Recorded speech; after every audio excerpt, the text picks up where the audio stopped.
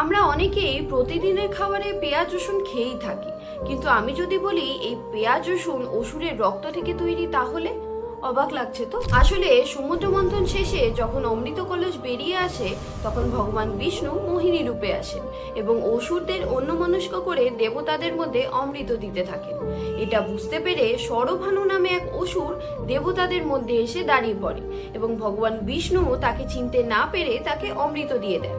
ঠিক সেই মুহূর্তে সূর্যদেব তাকে চিনতে পারেন এবং এসে ভগবান বিষ্ণুকে বলে দেন, আর বিষ্ণুজি অতিরিক্ত ক্রোধে সুদর্শন চক্র দিয়ে সরভানুর গলা কেটে দেয়। কিন্তু সরভানু যেহেতু অমৃত খেয়ে ফেলেছিলেন, তাই গলা কাটতেই সেখান থেকে রক্তমাখা অমৃত এসে এই মাটিতে পড়ে, আর সেখান থেকে উৎপত্তি হয় পেঁয়াজ ও রসুনের। এই জন্যই বলা হয় পেঁয়াজ ও রসুন অসুরের উচ্ছিষ্ট মানে এঁঠো থেকে তৈরি। এই কারণেই ভগবানের ভোগে কখনোই পেঁয়াজ রসুন দেওয়া হয় না। এর কিন্তু একটি সাইন্টিফিক কারণও রয়েছে। পেঁয়াজ ও রসুনে অতিরিক্ত সালফার থাকে, যা মানুষের শরীরে হরমোন ব্যালেন্স ও সেন্ট্রাল নার্ভাস সিস্টেমকে উত্তেজিত করে দিতে পারে। তাই পেঁয়াজ ও রসুন কোনোভাবেই সাত্ত্বিক খাবারের মধ্যে পড়ে না। আচ্ছা, আপনি কি পেঁয়াজ রসুন খান? রাধে রাধে।